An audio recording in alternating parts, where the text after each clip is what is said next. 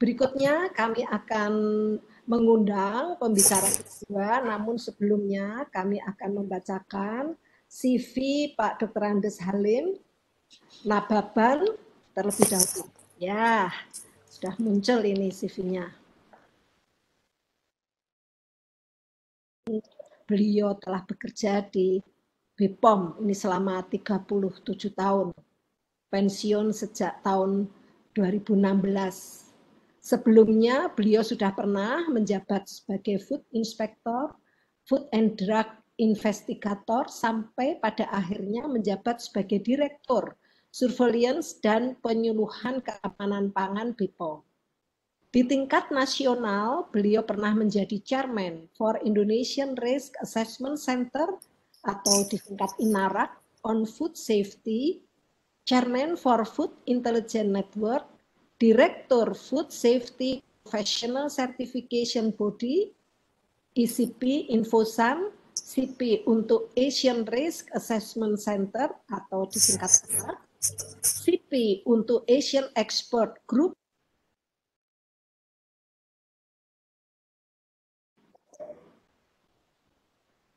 NCP untuk Asian Cluster for Food Safety.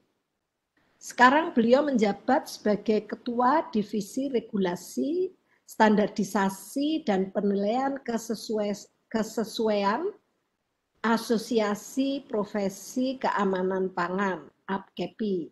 Beliau juga aktif sebagai Wakil Ketua Working Group SME, ya, UMKM Empowerment for Food, Traditional Medicine and Cosmetic dari Kamar Dagang dan Industri Kadin Indonesia, serta dosen di Universitas Krishna Dwipayana, Jakarta.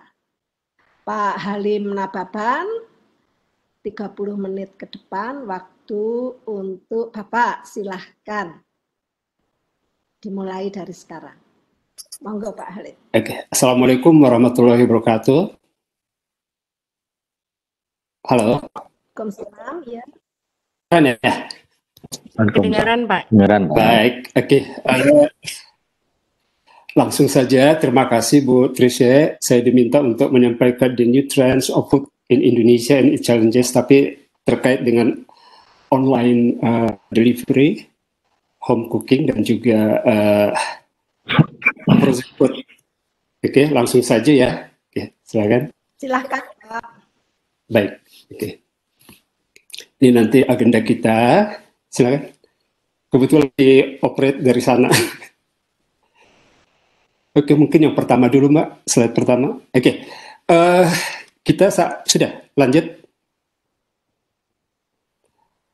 Kita sering saat ini, di WHO campaign di World Food Safety Day bulan Juni 2020, kita memang didengungkan untuk Food for All, tetapi temanya adalah Food Safety in the Future. Ya.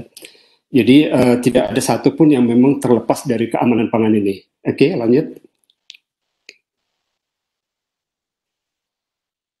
Dan satu mungkin harapan kita adalah, tadi Pak Roy sudah mengatakan, ada peluang emas di dalam pandemi ini, tetapi bisakah pandemi ini menciptakan momentum untuk sistem pangan yang tangguh dan juga berkelanjutan? Karena selama ini kita selalu mengambil satu strategi yang cukup panjang, yaitu farm to table. Tetapi saat ini, farm to table itu apakah kita rubah? Apakah dari permintaan konsumen ke petani dan lain sebagainya? Ini juga menjadi satu pemikiran kita bagaimana supaya sustainable dan juga ketahanan pangan kita lebih terasa. Lanjut. Silakan. Oke. Kita coba lihat outlook Indonesia sangat tergantung pada konsumsi dan investasi. Tadi Pak Roy sudah mengatakan bahwa pola konsumsi kita cukup berubah, dan ini juga dituangkan dan dilihat dari data BPS mengenai ekonomi Indonesia triwulan kedua 2020 memang terkontraksi 5,32% year on year, ya. Oleh karena itu, saya kira industri makanan dan minuman perlu melakukan adaptasi dengan daya beli masyarakat yang turun yang turun terus-menerus gitu ya. Ada satu strategi di dalam bisnis itu yang disebut downsizing. Tetapi dari segi regulasi ini tidak pas, ya, karena akan mengurangi mutu, mengurangi size dan lain sebagainya. Tetapi itu terjadi, ya. Dan satu harapan kita dengan outlook ini adalah pemerintah kita juga sudah melakukan satu investasi di bidang digitalisasi, ya. Bagaimana supaya produsen, marketer, distribusi itu lebih efisien di dalam beroperasi. Gitu. Lanjut. Nah, memang kita lihat kinerja industri makanan dan minuman kita masih dapat tumbuh positif ya, walaupun di triwulan pertama itu kita mencapai lebih dari 13 miliar US dollar ya ekspor kita gitu ya. Tetapi ini memang erat kaitannya dengan dukungan dari CPO dan juga PKO gitu ya. Tetapi paling tidak industri makanan dan minuman kita itu bergerak di masa sekarang ini. Mudah-mudahan nanti di kuartal 3 bisa lebih cepat karena GAPMI Indonesia memprediksi hingga 5% peningkatannya. Lanjut. Silakan. Kemudian kita lihat data konsumsi rumah tangga kita juga terkontraksi 5,51 year per year ya. Jadi konsumsi rumah tangga kita memang dinyatakan oleh pemerintah sebagai motor penggerak perekonomian Indonesia ya. Namun kalau kita lihat di lapangan, penjualan eceran itu mengalami kontraksi pada seluruh komponen penjualan, termasuk makanan dan minuman. Dan satu yang perlu kita perhatikan adalah survei dari McKinsey 2020, konsumen kita itu sangat berhati-hati membelanjakan uangnya, ya 83% karena unpredictable condition yang mereka lihat itu ya. Dan juga mereka mengurangi pengeluaran sekitar 65%. Nah, ini menandakan bagaimana konsumsi rumah tangga ini nanti akan menjadi satu ukuran ataupun satu keinginan kita untuk mengembangkan ke depan. Tadi Pak Roy mengatakan bahwa KLB keracunan pangan sebagian besar terjadi karena masakan rumah tangga. Jadi juga kita harus hati-hati nanti di sini. Lanjut. Nah, sekarang saya diminta untuk home cooking ya. Jadi laju pertumbuhan lapangan usaha kita yang menyediakan akomodasi makan dan minuman ini juga terkontraksi jauh sekali di triwulan kedua 22,02% ya. Ada fenomena memang terjadi di pandemi ini bahwa perubahan pola konsumsi masyarakat itu berubah. Kita lebih senang memasak dan makan di rumah ya. Karena itu tadi ada mandat untuk stay at home, ada mandat untuk social distancing ya. Tetapi yang kita lihat di sini, yang muncul adalah, nanti Pak ada penjelasan tentang traceability di sini, adalah channel seperti e-commerce ini menjadi andalan kita, ya. Artinya traffic konsumen ke retail itu menurun, ya. Jadi kita tidak menginginkan ketemu orang dan lain sebagainya. Kemudian juga gerai offline, ini juga mulai jarang dikunjungi, tetapi convenience store masih diminati, karena itu tadi, kita ingin memasak di rumah. Oke, lanjut. Apakah ini satu momentum atau tidak, ini juga masih pertanyaan saya melalui hasil survei Firmenich ya, laporan GGV Venture, bahwa kita lebih banyak mengkonsumsi bahan pangan segar untuk mendukung kualitas kesehatan. Tetapi di lain pihak, kita lebih senang untuk packaged foods gitu ya. Ini saya kira perlu juga kita lihat kembali bagaimana posisi daripada pangan segar kita. Di sini, kalau kita sudah bicara masalah pangan segar, traceability memang menjadi salah satu yang harus kita perkuat di sana ya. Karena misalnya buah dan sayur segar itu masuk ke rumah itu melalui satu supply chain yang saat ini supply chain kita juga disruption ya. Jadi ini juga akan menjadi momentum untuk kita, apakah ini konsep baru yang harus kita desain from farm to table-nya atau di masing-masing titik supply chain. Lanjut. Untuk mandate stay at home lifestyle, kita melihat perubahan pola konsumsi masyarakat selama pandemi kita juga ya. Tadi pengeluaran kita sudah menurun, tetapi pengeluaran untuk bahan makanan meningkat lebih dari 50%. Itu tadi karena kita lebih senang mengonsumsi produk rumahan. Dan faktor utama yang mendorong keputusan kita belanja adalah ada nggak sih produk itu? Fungsi produk. karena kita selalu diedukasi. Makanlah makanan yang bergizi, tingkatkan imunitas dan lain sebagainya. Dan satu yang perlu kita lihat adalah kita ingin semua produk itu cepat sampai di kita dan nyaman. Oleh karena itu, delivery service-nya juga harus kita perhatikan. Jangan sampai luput dari satu regulasi kita. Lanjut. Oke, silakan. Oke, ini adalah pendapat saya memang ya, bahwa kita ada di dalam perubahan mengkonsumsi makanan ini, pertanyaan yang sering timbul di benak kita adalah di mana sih produk ini diperoleh, bagaimana dan di mana disiapkan, serta bagaimana diproduksi dan disimpan. Tadi Pak Roy sudah menjelaskan bagaimana kompetensi daripada food hygiene dan lain sebagainya. Kita cukup memang melihatnya ya, karena belum sampai ke tingkat rumah tangga yang kita lakukan. Oleh karena itu, perubahan yang terjadi antara lain adalah keinginan kita memang untuk meminimalkan human touch point, ya. Transisi ke home cooking karena konsumen juga ingin membatasi keterpaparan mereka terhadap keramaian, kerumunan, dan lain sebagainya. Tetapi di sini ada peningkatan penjualan bahan pokok memasak, perlengkapan makanan. Tadi masalah suhu dan lain sebagainya sudah Pak Roy jelaskan. Dan juga makanan pendamping. Ini di tingkat rumah tangga. Ya, sehingga pengawasan di tingkat rumah tangga seperti apa nantinya. Kemudian keinginan kita untuk healthy eating, ya. Nilai konsumsi makanan sehat yang kita edukasi ke masyarakat itu kalau bisa didokumentasikan mereka dengan baik sehingga mereka tahu persis produk-produk seperti apa yang sehat bisa masuk ke rumah, yang aman, yang bermutu dan bergizi, gitu ya. Dan keinginan kita juga untuk meningkatkan food safety, karena kekhawatiran seputar keamanan pangan ini juga salah satu alasan transisi ke home cooking. Ya. Dan selanjutnya adalah saat ini banyak masyarakat kita yang fokus pada makanan lokal, karena itu tadi impor kita juga sudah berkurang, tetapi kesadaran kita, kekhawatiran kita terhadap pangan-pangan yang akan kita konsumsi, ini juga yang mengarahkan kita, menyadarkan kita untuk fokus pada makanan lokal. Lanjut. Kemudian kita lihat online delivery-nya, kebijakan social distancing, stay at home, dan tindakan lainnya memang mendorong masyarakat kita untuk online shopping, penggunaan sosial media, dan juga internet traveling. Ya. Akibatnya memang di dalam bisnis terjadi lonjakan business to consumer. Ya kan? Atau kadang-kadang petani itu menjual langsung produknya ke konsumer, tidak melalui distributor lagi. Ini juga satu mekanisme yang harus kita ikuti dengan panduan dan regulasi. Dan ada peningkatan business to business, ini terutama di e-commerce, ya. Karena yang dijual itu sebagian besar adalah kebutuhan pokok terkait dengan COVID-19, perlengkapan medis, kebutuhan rumah tangga, dan juga produk makanan.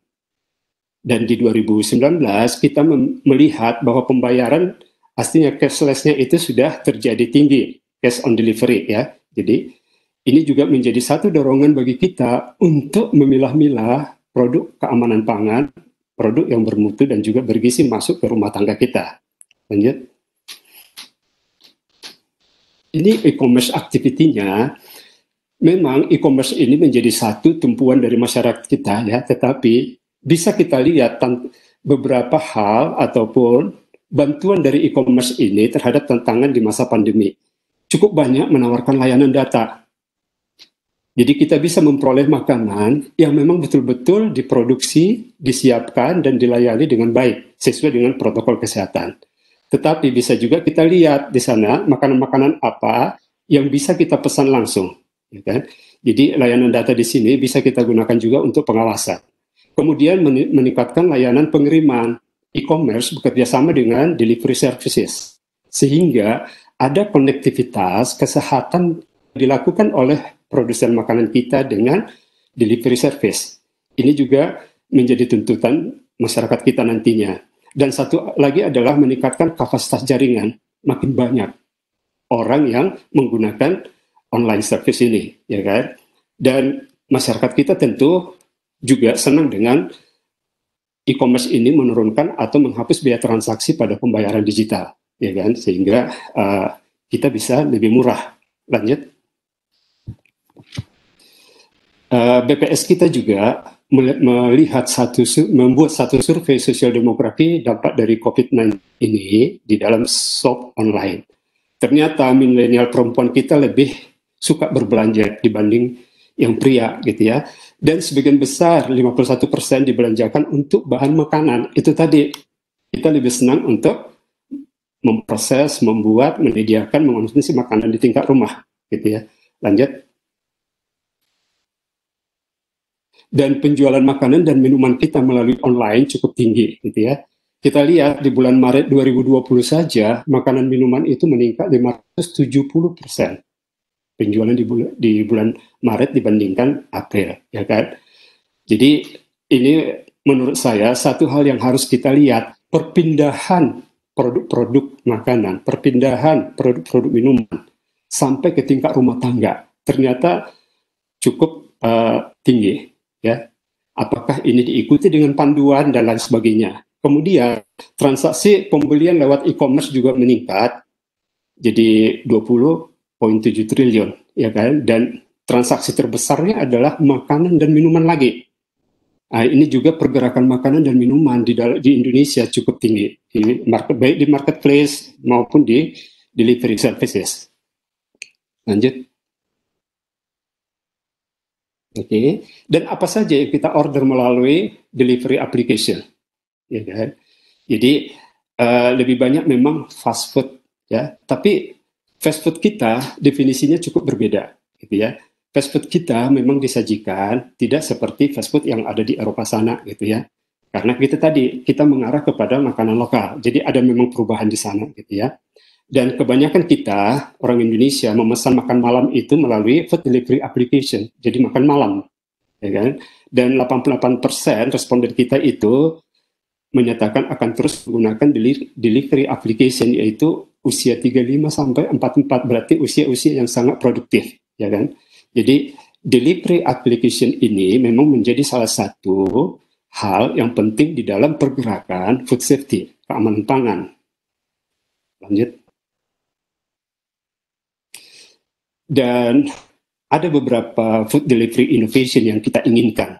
Yang pertama adalah, saya sebagai konsumen ingin juga supaya platform pengiriman delivery service ini memberikan informasi mengenai pembacaan suhu dari kurir, dari koki yang membuat, dari personal lain yang terlibat di dalam pembuatan makanan dan pengirimannya. Ini sudah dilakukan oleh beberapa platform pengiriman, tetapi baru dalam bentuk fitur, belum kenyataan gitu ya. Dan yang kedua adalah safety share, ya kan? Jadi ada pengamanan tambahan untuk pengiriman makanan yang saya pesan, supaya saya juga menyantapnya lebih nyaman, tidak bertanya-tanya lagi siapa yang membuat, bagaimana diproduksi, bagaimana ditransportasi dan lain sebagainya.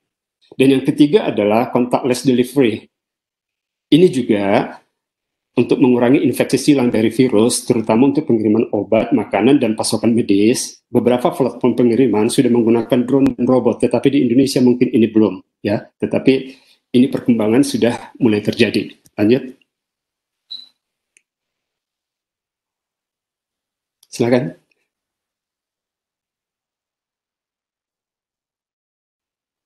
Nggak bisa.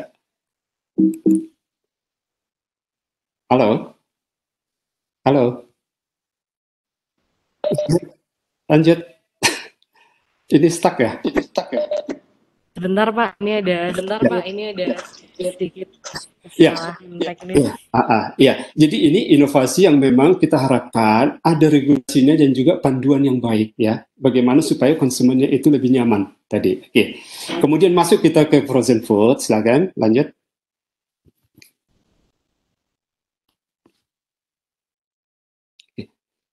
Ini di frozen food memang kita bisa melihat data dunia dan juga data di Indonesia, silakan. Bisa? Bentar Pak, ada error. Iya. Ya, ini kita ulangi dulu ya Pak, kita stop sharing dulu. Silakan. Kita sharing lagi. Ya, jadi kalau kita tadi berangkat dari home cooking, online delivery ini satu perangkat yang memang harus masuk di dalam supply chain farm to table kita, sehingga ada satu irama yang bisa kita ciptakan bagaimana standar keamanan pangan itu from farm to table itu konsisten, tidak fluktuatif gitu. Bisa? Bisa sih. Gimana, Kak? Udah? Oke. Oke, silakan. Sedang proses.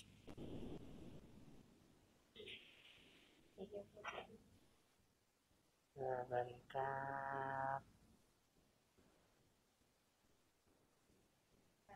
Ya. Ya. Oke. Ya, kita masuk ke global frozen food. Kalau kita lihat kategori frozen food ini apa saja sih yang menjadi segmentasi penjualan kita gitu. Apakah sudah semua ada kategori pangan di dalam regulasi kita atau belum? Mudah-mudahan sudah. Tetapi di dalam marketnya ini memang sangat tumbuh cepat, terutama di Indonesia. Itu tadi, orang lebih suka membeli frozen food itu karena dianggap bisa di stok lebih lama. Yang pertama. Yang kedua, bisa lebih mudah untuk diproses. Dan yang ketiga adalah gemar dengan frozen food yang baru. Ya, jadi ada. Ya. Silakan. Lanjut. Ini adalah data kita di global frozen food market gitu ya. Jadi belum, Mbak. Sampai nggak sih?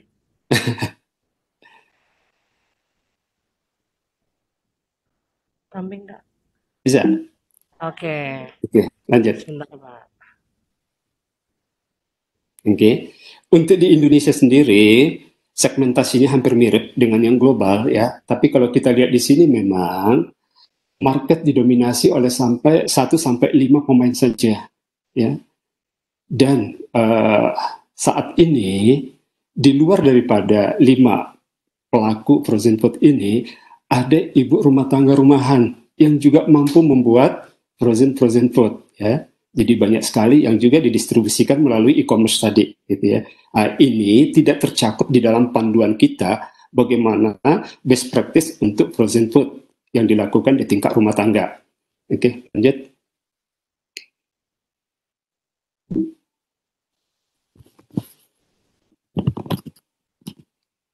Bisa.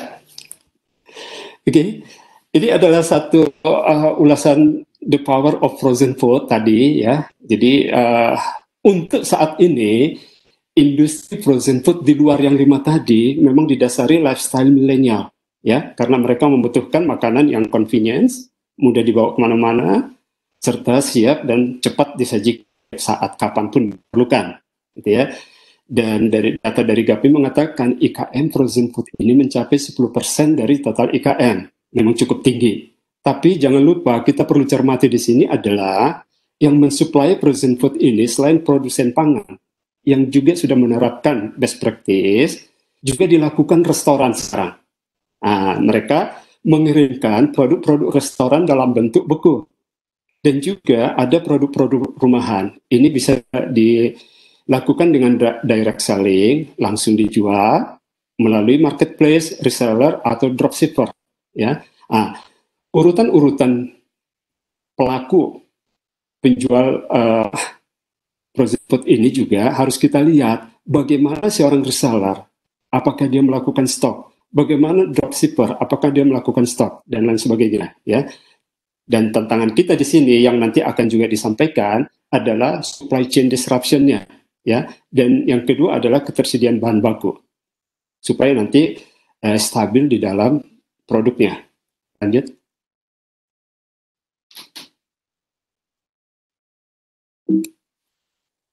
Bisa. Agak lama Pak memang ini selanjutnya. Oke. Ya, jadi ini yang coba kita lihat nanti bahwa ternyata di dalam pandemi ini supply chain kita itu juga berubah. Supply chain kita itu juga ada faktor-faktor pendukung lain yang selama ini kita tidak lihat dan juga tidak masuk di dalam panduan pengawasan kita. Ya. Mudah-mudahan nanti di dalam penjelasan mengenai supply chain disruption ini muncul, gitu. Oke. Ada satu yang juga cukup telak di kita sekarang ini, sering disebut sebagai ready to eat food. Ini justru malah mampu bertahan di dalam pandemi ini, ya kan?